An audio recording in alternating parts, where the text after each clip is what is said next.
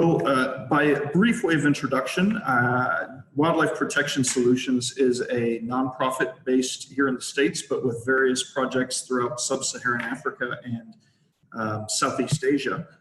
We're a group of 16 individuals with staff ranging from doctorates in conservation to network engineers, software developers, and field rangers, and a host of people who do implementations at various parks and protected areas throughout the world.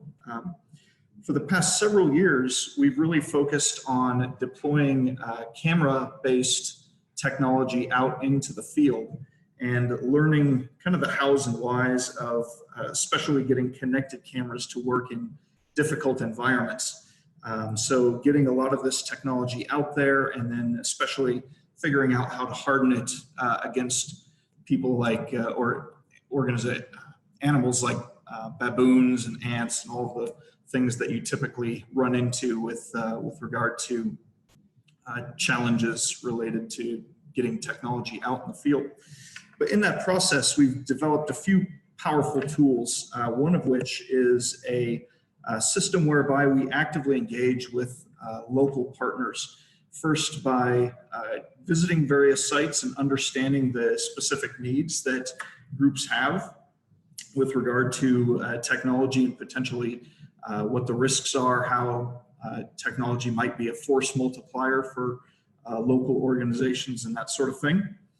Then we look at what sort of power solution might be most appropriate for a given region. Obviously, technology needs kind of ongoing power, so we work closely with the partners to figure out how we can best meet those needs. And we marry that with the notion of getting the information out of these remote places. So establishing long-range connectivity solutions is a part of what we do. And then finally, looking at different types of field sensors, especially on the camera side, as we can talk about here in a little bit, has been our primary focus. And then we found that the real key to success is working with the organizations themselves on implementing proper processes and practices surrounding the technology, so that this can actually be something that they can internalize, take on as a useful tool in whatever manner they see fit, and build their own business practice and conservation effectiveness around that. And so that's a big focus of what we do as well.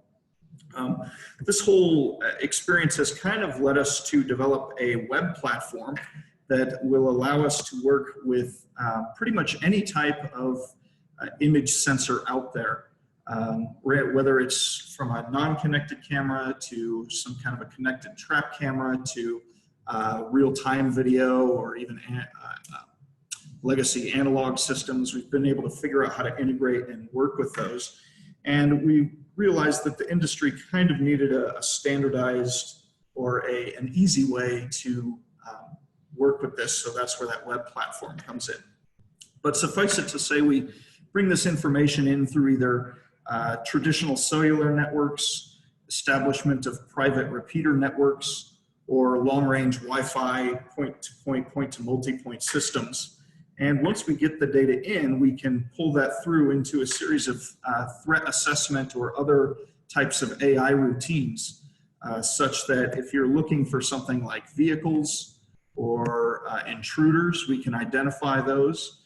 Or if you're doing something more on the research and ecology monitoring side of things, we can tune these AI analytics to look for specific animals as well, potentially. But once we have these data flowing in from the field, we can then push the information out globally to the various stakeholders. And for us, that typically starts by getting it into the hands of the people who can essentially be the first responders. So people on the ground in patrols or anti-poaching units, people in local joint operations centers or dispatch areas, or even globally, where we have different feeds that can be going to various stakeholders, including a network monitoring operating center that we have here, where we can watch the various partner cameras and alert people if we see something. And in some cases, we carry this concept a step farther in that for various protected areas who opt into this, we can actually make this information available to groups of, at this point, very trusted volunteers who go through background checks and things.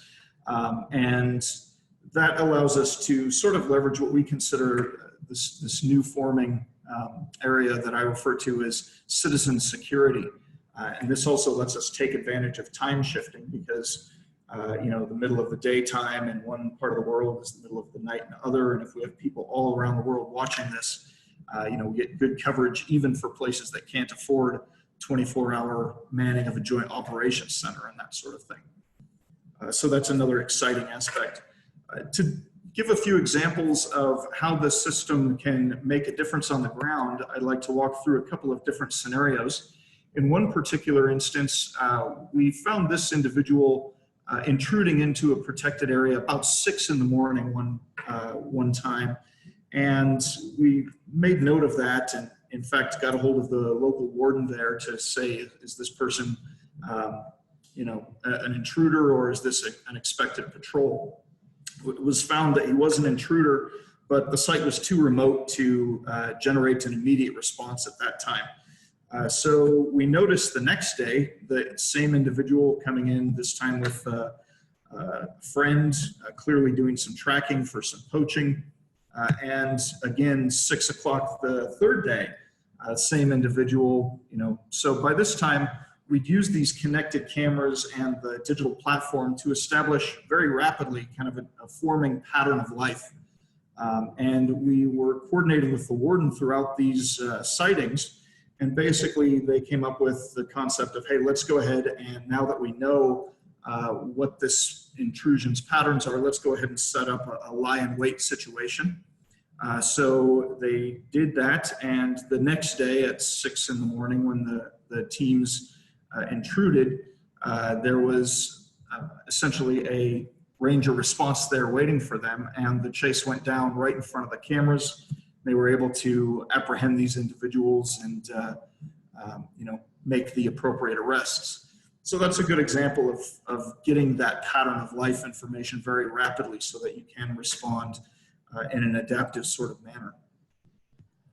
Another good example comes from another park that was facing lots of incursions from a surrounding community, and they had important biological assets like rhinos.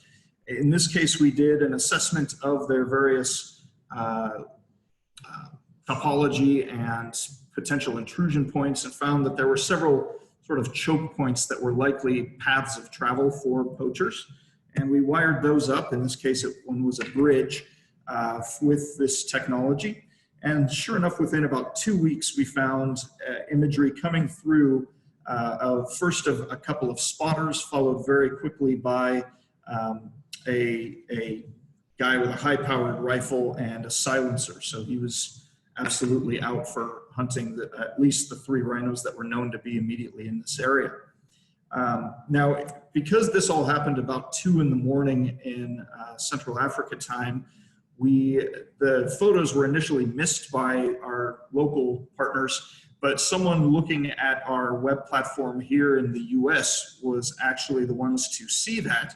They followed the standard operating procedures that we had put in place with them and alerted us. We were able to reach the warden and therefore activate the rhino protection units in South Africa. And within 15 minutes, we saw the heavily armed pursuit team go out and begin tracking these poachers. This actually resulted in a firefight, prompting the poaching teams to drop their weapons and flee the area. And then we were also able to see the post-crime scene analysis happen through the cameras as well, as that imagery was transmitted in real time. So to give you all just a brief overview of the technology side of this, I want to stress the notion that really this platform is designed to work with a broad variety of different types of imagery and video streaming solutions. Ultimately, we feed all of that information up into a cloud platform. And the way that we do this currently is extremely expansive in that really any type of email source that can transmit imagery or other information, we can ingest into this cloud platform. And using a variety of different techniques, we can run that through AI analytics, essentially get a response back of whether or not there are any detailed alerts we need to make people aware of. And then on top of those responses from the AI, we've built essentially a rules engine. So you can set up on a per sensor basis things like schedules, alerts for animals, threats, vehicles, people, and then distribute that information through to a variety of different users, whether that's through SMS or emails or Slack or other platforms such as Earth Ranger currently with Smart in development, as well as WhatsApp. And then we also have an API that we are currently, it's in release now, but we are adding things onto that to allow people to have both a public and private access to our WPSWatch.org web platform, which allows you to see and monitor all of the data presented by these various field tools, and also potentially looking at working on different types of directly integrated camera traps with a variety of different partners as well. So that gives you some understanding of our platform, and to date we've had good success with this. We currently are in about 24 different implementations with more than 200 incursions detected, and as part of our sort of nonprofit efforts, we would like to invite anyone listening on the call or anyone who thinks that a universal web-based real-time camera monitoring platform with alerts would be of interest. We'd love to offer this service to you free of charge as part of our nonprofit motive. So thank you very much for your time, and look forward to further conversation. Amazing, thanks Eric. Before we let you go, does anyone, there's been a bit of chat, but does anyone have any questions they'd like to put directly to Eric? Feel free to jump in now if you can turn your mic on, or drop it in the chat. But in the meantime, one of the questions that kept coming through and as people were registering for this meetup was, how can I get involved? And you ended with a really great call to action. But I wonder, from the tech side of, like the expertise side of things, are there ways, how do you suggest people, not necessarily in the conservation background, but the other backgrounds in our audience, get involved?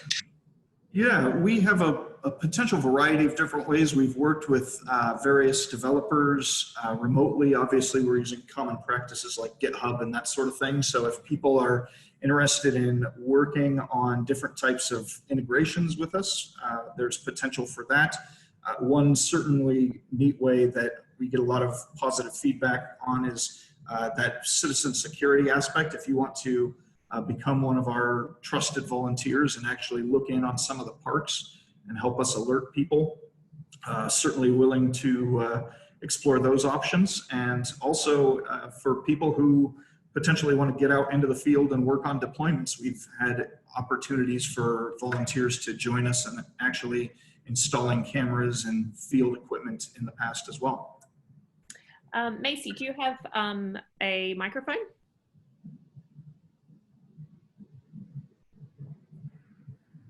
No, okay, well, I will read out for you. Macy's asked, in what African countries are these cameras technology implemented, and does the nature of certain countries impact the ability to integrate your technology? Good question. Yeah, so we are currently in Kenya, Zimbabwe, South Africa, and a few other places. I think we've got some implementations either in or going into Uganda here shortly. So it's pretty diverse territory. With regard to we try to be as open and unstructured as possible. So whatever infrastructure that is found in the local region, we try and figure out how to work with that. So therefore, that's why we set email as kind of the basis for integration, because it seems to be that so ubiquitous that we can usually figure out how to send emails from different locations.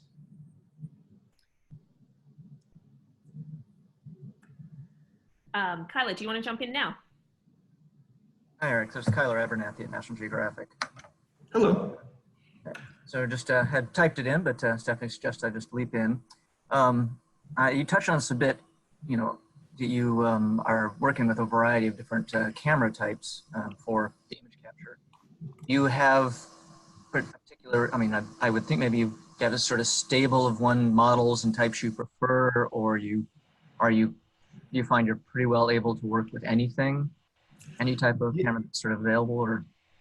Yeah, we find that we're sort of forced into the box of needing to work with anything because oftentimes various donors will, swoop in and provide, here's 20 types of this camera trap, and another one will bring in 20 types of another. And so when you arrive at a protected area, it's usually a patchwork of different things. We found this web tool to be incredibly useful for actually bringing it together and making it a functional whole. When we actually go implement, though, we do have sort of a select stable of preferred cameras because we've tried and tested so many and found that they're oftentimes difficult to use. So when it's up to us, we certainly have our favorites. Yeah, that makes sense. And I think, are any of these cases, are you actually, integrating communications like data transfer capabilities into cameras that didn't have that capability? Yeah, that's actually on the development horizon for us right now. We were recently approached by WWF to create with them and FLIR one of the world's first true thermal camera traps. And so our development teams are working on that currently. And that would be kind of that direct link between the camera itself and the API, which would provide us quite a lot more power with regard to things like having accelerometers in the camera. So if a baboon knocks that thing, you can give an alert that says, hey, someone needs to go straighten the camera up, for example. I guess I was saying, as far as getting getting stuff more in real time there, obviously there's not that many camera traps sort of commercially available that actually send a signal out. Most of them are just record on board. Have you practiced or tried much with sort of essentially hacking into them and trying to extract and use a sort of a non-real-time camera and turn it into a real-time camera? Yeah, we actually have played with those Wi-Fi transmission cards a little bit and didn't get too far with that. But actually, I was just on discussions with Alistair Davies last week, who's I think on the call here, and he had mentioned that ZSL was looking to had looked into that as well, but had not pushed the project too far. So there was some discussion amongst us about possibly reinvigorating that effort. Okay. Yeah, it's one of those things that's probably theoretically possible, but it's a matter of for how practical, feasible it really is, I guess. And that's why I was curious if you dabbled into that. Yeah, no, it's certainly a good notion and one that had excited us, because if you can make any traditional camera trap into a connected camera trap, that could be really powerful for the industry.